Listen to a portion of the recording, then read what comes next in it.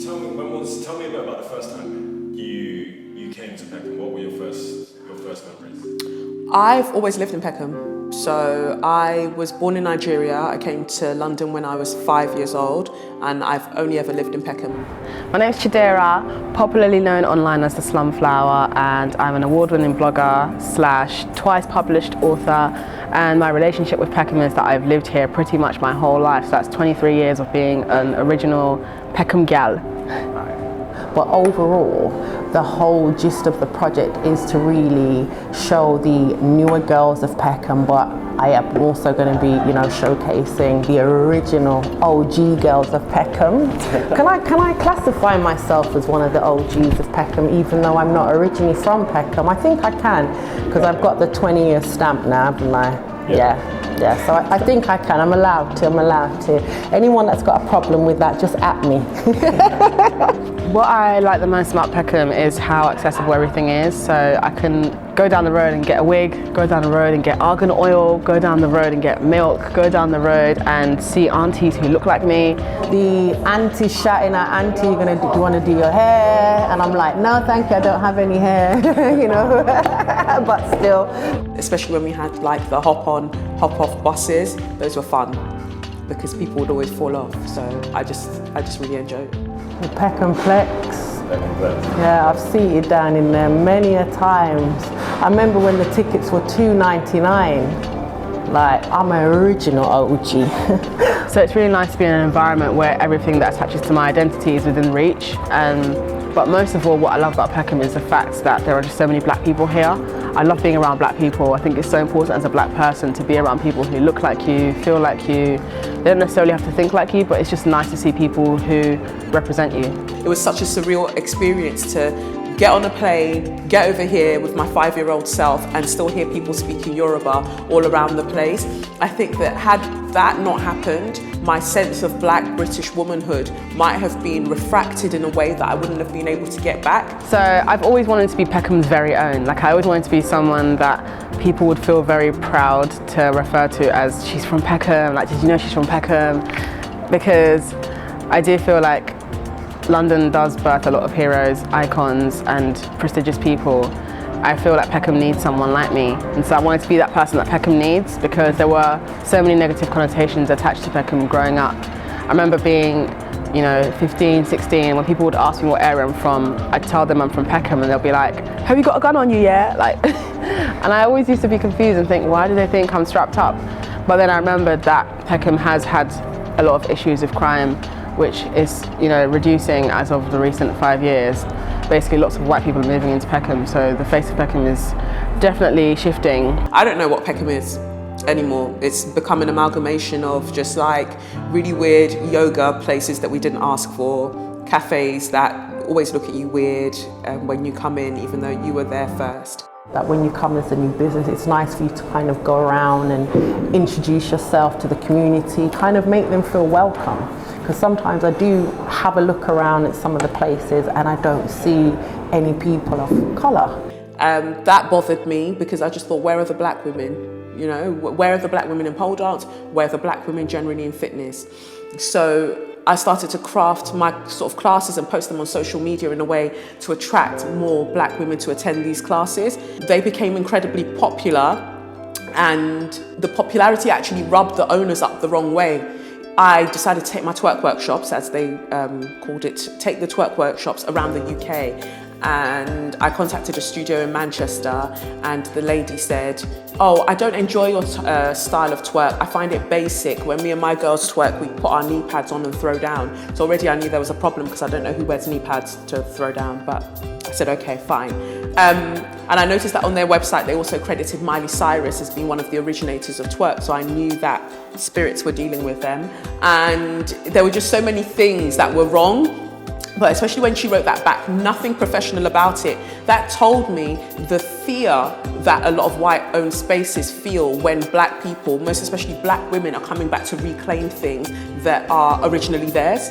So they do this thing where they deliberately want to live this like urbanized lifestyle while still having come from middle-class upbringings or have had access to really elite education and just get to weave through these environments that people are forced to exist in, that for me is really irritating, because there was a time when no one wanted to live here, and now everyone wants to be here because it's cool, urban, all the cool people, aka black people, are from all these urbanized areas that people are moving into.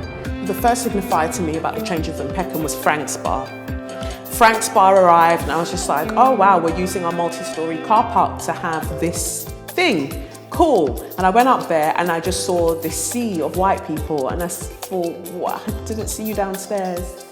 You know, it's such a surreal experience to be downstairs with this array of like different cultures and things like that, but predominantly see lots of black people, see lots of black working class people going about their day to day. And then you go upstairs, the multi-story car park, only to see a sea of middle class white people. And it's not just that, but seeing them look at you like, why are you here? And I thought that that was weird. Peckham has a lot of culture, a lot of seasoning, a lot of texture, but what we don't realise about white people moving into spaces where there's a lot of culture is that that culture has been created by people of colour, especially black people. So what they do is they move into these places that have been seasoned up by black people, then move the black people out, and then live off the remains of black people, as in the cultural remains of black people, and that always rubs me the wrong way. But one of the newspapers said, Peckham is now the place to live, the trendiest place to live. I thought, oh God, there goes the neighbourhood. It's over, it's over. And then people started coming in their droves, and then not just Frank's, then the actual Peckham levels arrived, and you know, that was a whole thing. And then I saw that the council was talking about moving the hairdressers off Rye Lane and moving them into Peckham Palms and things like that. Just displacement. I started to notice a displacement taking place that made me feel rather uncomfortable. So there's a bunch of hairdressers that are going to be shut down and knocked down, and then new buildings are going to be built, and those hairdressers are going to be moved to a different street that's further away from the main street, which means they're going to get less business, which will make it harder for them to look after their kids. Their kids and those hairdressers are part of what adds cultural value to Peckham. So it's not fair to reduce the quality of life of those people whose environment you're coming to enjoy.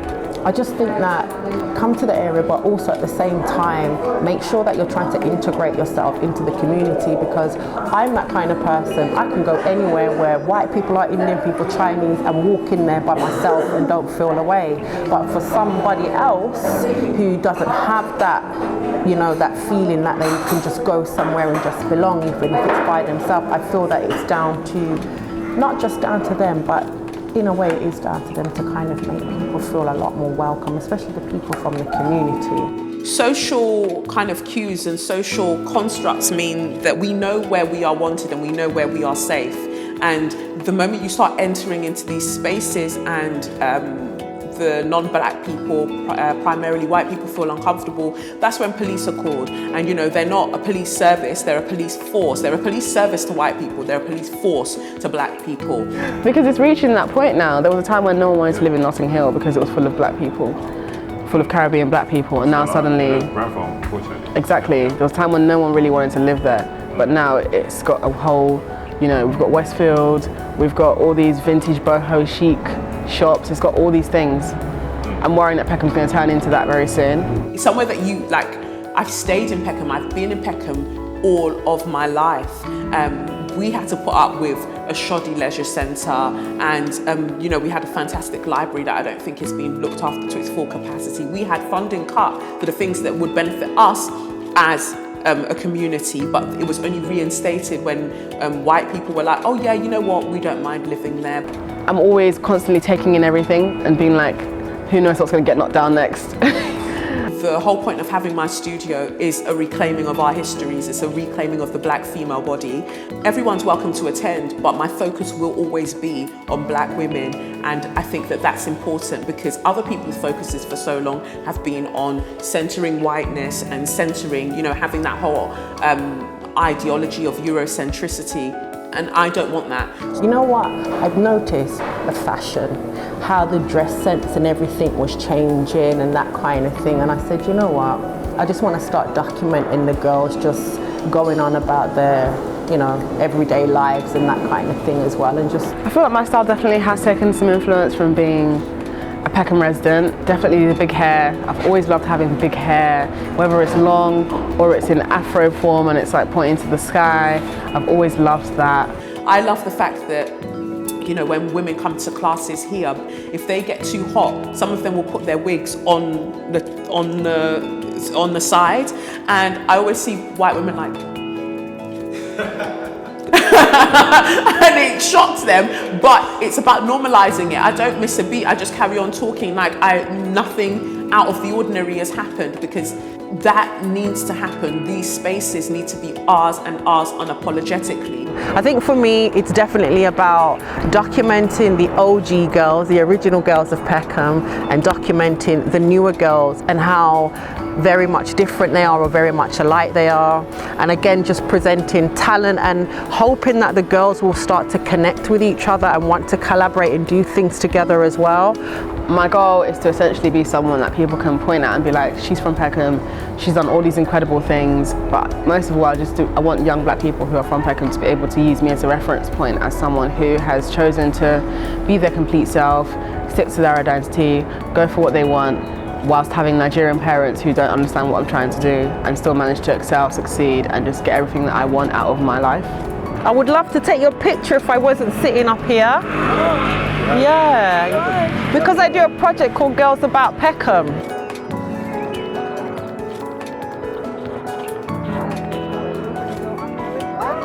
Look at her. Thank you. Nice to meet you. What's your name?